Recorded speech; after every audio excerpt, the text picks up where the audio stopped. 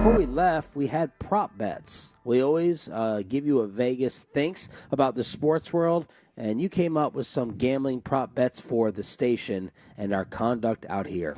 Yeah, I did, and I was looking at this from a standpoint of, how are we going to be able to get as many people to do things as possible, right? That was the number one thing I wanted to see.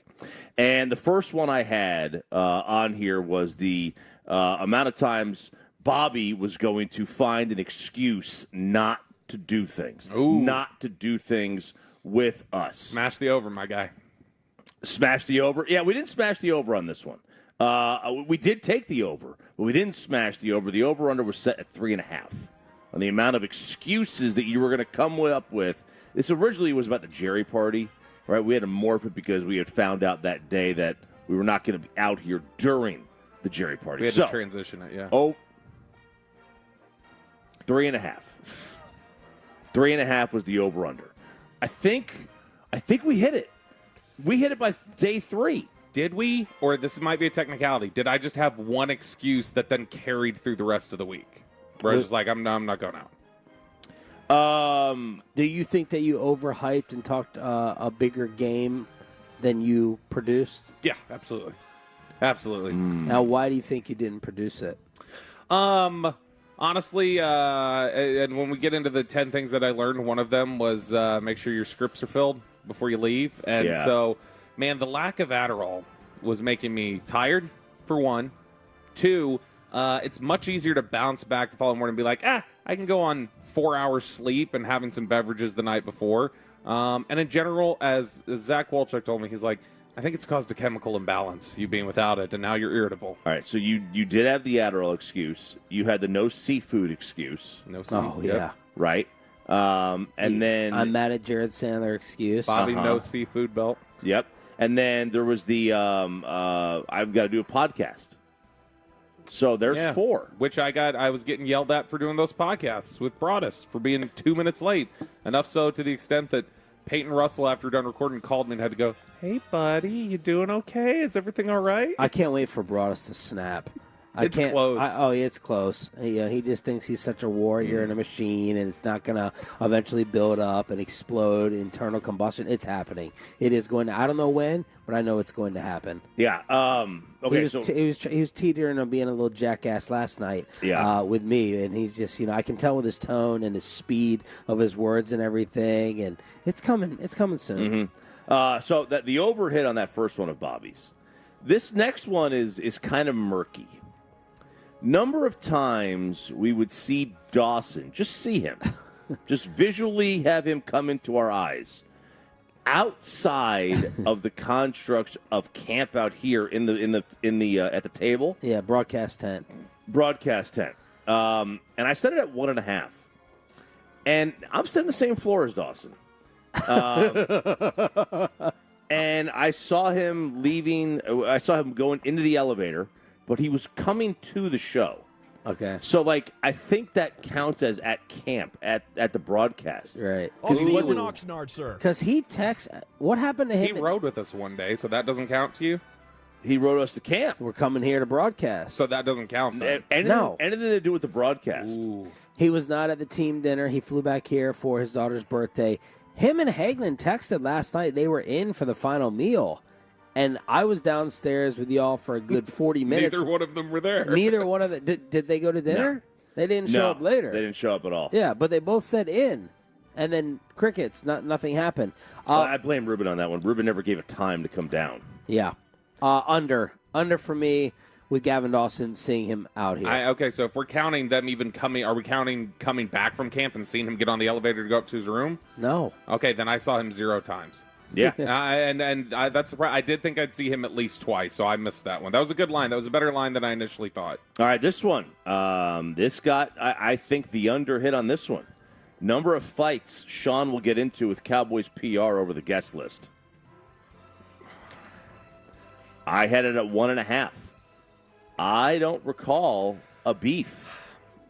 Because there's a PR guy out here I actually like now. Well, that's a shot at Joe Trahan. I was going to say, Joe keeps listening. He's texted me throughout the show. That's a shot at Joe Trahan. Yeah, no fights. I have a beef. I have a really big beef. It's not. I know everyone thinks it's with my show that this comes from. It's not. I have a station beef that is out there in the ether. But that would just be lingering. That would still just be that one. would still just be one. So I think under. It's under. The under hit? Yes. No doubt about that one. Yes. Tyler Smith at 9 o'clock this morning. Love you, Bront.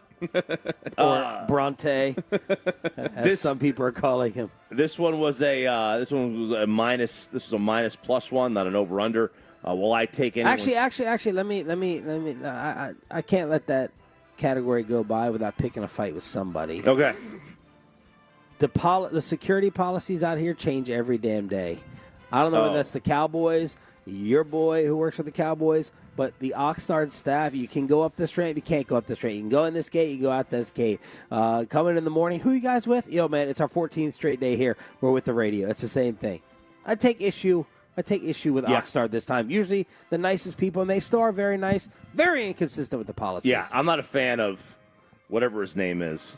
That's telling. Let's not say it. I'm not going to. I don't care. He's unimportant. He can't do anything to me. I'll be out here next year. I have a better chance of being out here next year than he does. Your little power trip that you go on. I'm sorry, I was standing on the red line. Okay, I'm sorry, I was and then at the next day, you know what he did? He repainted it. He made it darker. Guess what it did? I stood same spot, right in that red line, and I looked right at him. I spent the entire practice looking right at him. Like Calvin Watkins energy, man. Yeah, I was that. I don't usually get very petty. I don't usually do that. I was looking right at him the entire time. Like, go say something. But for the record, go. What started all this was you being in the wrong technically. That was the video we were taking. The pass. Oh well, that did not start this. No, that was not that at all. What started it was me and Mike Leslie taking the video. Oh, Sam Williams. We were standing right on the line. Okay. Oh, gentlemen, it's not a good idea to be in front of the tent. Yeah, I'm not in front of the tent, dude. The tent's over there. Okay. I'm on the line. So, on the line. Obviously, Stop yelling. You're obviously not a tennis fan because on the line is in. And if part of my foot is touching the line, even though I'm over the line, but part of my foot's touching the line, still in. So you were filming Sam Williams for football purposes. What social reason was Mike Leslie trying to blow up by filming Sam Williams? Oh my God! I don't know. 105 through the Fannies with the prop bets from out here in Oxnard. This one was a minus plus. Will I take anyone's chair on this trip? Technically, you did. Technically, I did. You took Chiafalo's chair. I did. There was permission. It was with permission, so I don't think it counts. So it may not count. I think that one is the over. I'm sorry, the no, and then finally. How many times will Bobby talk about Eric? And the over/under was set at 27.5. I think that was under. Because I didn't go out as much. You didn't. That's true. So I think the under hit on that one. Eric blew right by me in the van at one point. Just could not. He's like, yeah, you're going to walk the rest of it. When we were meeting up for Toppers the other night, he had called. He's like, are you coming out to Toppers? And I was like, yeah. He's like, all right, you're going to have to walk. And then he, hung up the phone. So he was he's leaning into, I feel bad. He feels bad about it, that he just blew by me. Here's one of the many questions I have for you after what you did on this trip. Mm-hmm. If your wife was out here the entire time and you acted this exact same way, would she have reacted? How would she have reacted? Would she think that we're overreacting? She would be totally in sync with you. This is normal behavior. Would she be frustrated? How would she have responded? No, she would not think this is normal behavior. You've been on enough trips with me now that even when I have my moments where I'm annoyed or irritated, I would say this has probably been my most consistently irritable trip that we've taken. I don't think it's particularly close. With the most sleep that we've ever gotten. Yeah, but with the fewest narcotics that I've had, and so that is part of it. I think that I know you guys would have to tell me because I anticipate that she would just be whispering off to the side with you guys, telling you what she thinks about how I've been acting. Okay. Franklin, injury returns fan text real quick coming in with this. Security is supposed to change the rules every day. That's what they're saying because it makes it unpredictable. So you can't. Oh. So you keep changing the rules. Oh, interesting. So now somebody can't just figure out the pattern and sneak in. Feels like a stretch. You think we should be able to go to the same spots every day to watch practice. You would think though. so. You would think that. So. We have some final prop bets, and I have my own list of winners out here in Oxnard. Bobby, what do we have left? All right. Peyton references his FOMO on air. Set that one at 4.5. Over. Oh, over. We hit one a day. No, it got to 4. It got to 4. We talked about this 2 days ago. We got to 4. There were 4 really whiny ones. You referenced it more than Peyton, that. what was your biggest FOMO moment, like your biggest highlight of the trip amongst any of the shows? Your biggest FOMO? I mean, anything with the Rudder Room, because I know just stories that we can't tell on air are constantly going off air there, and I've yet to been told a single story off air. You guys turn off the microphones and you go to your little corner over there in the tent and you talk amongst yourselves. So that's where the biggest FOMO hits. No, that's Bobby talking to his wife. Oh, we're talking about you, Peyton. Yes. That's what we're doing. I thought he went over the complaint. What's wrong, RJ? What's wrong? What? Did you fart? No. Oh no. What did they say? He who smelt it dealt it. You don't think it's a skunk? It's usually a different scent. And there's a new equation right here. Carter. He was at the dinner. He was at the dinner. On-air G-bag fights, 1.5. I think we took the over. I don't think they had any. Did they have a show? Yeah. They didn't have enough shows. You got to have a show to have a fight. We didn't calculate for that. Broadus has been waiting. Broadus might hit 2 today. He might hit the over today. Yeah, he hit the over with you personally on the Love of the Star, right? Yeah, Peyton, how uncomfortable were you the other night before we were recording Love of the Star? Very, very. I hit the intro button as quickly as possible there because what do you think it is? I don't know. Look, I mean, I'm. He thinks he's just doing more work because he's on 19 different podcasts. I don't know. Stuff. He tried to throw out to me right before, like, we're getting ready to record, and he's annoyed that the 6:15 recording time, I was there at 6:17. Yeah. He was annoyed by that, and he's like, "You had all damn day to do your laundry," and I was like, "No, I didn't. I went to practice. I came back. I wrote. We did our email, and then I did laundry. I haven't done anything." He's like, "You probably slept for 4.5 hours. You're not doing anything out here." And so I was like, "Well, Brian, some of us have to do prep for our shows."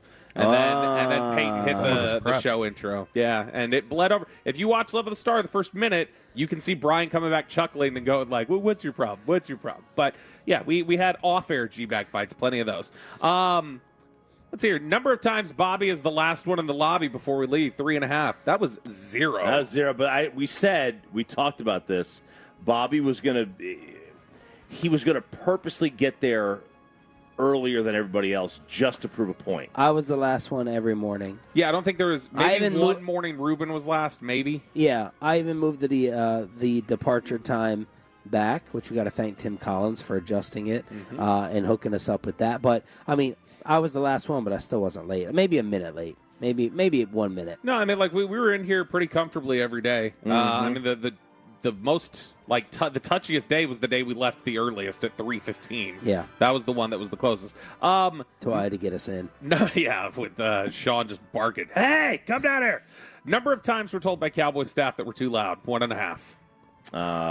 Under. We were under. In fact, when we would follow up with people, McCarthy, Jake Ferguson, they're like, "No, y'all have been good this year. Absolutely no problem." Voice down. Do you think it was just the enclosure of? Who was that? Play it again, Peyton. Keep your voice down. Who is that? Yeah, no. Oh. You think it was just the full enclosure of this tent? I think the full enclosure helps. Did we not have this ever before? No, we had it was always open. We had sometimes we had these things here, but they would open front and back, and this is a full enclosure, and I think it's much better. They're bigger, too. Much bigger this year. Yeah, the other ones we had in there were references to the Jerry party and stuff like that, which ultimately didn't come together. But overall, I think that I have my list of MVPs. RJ Choppy is on the list. Always down for anything. Out every single day and night. Even went and played golf after the show yesterday. Yeah, how did that work out for you? How about that? It was a good round. It was a little slow. I got stuck behind a group of 4 groups, 4 foursomes, all in their 80s. Eric Chiafalo and Zach Wolchuk are on my MVP list. Always down every single time to go out and about. And my surprise MVP also is a double B.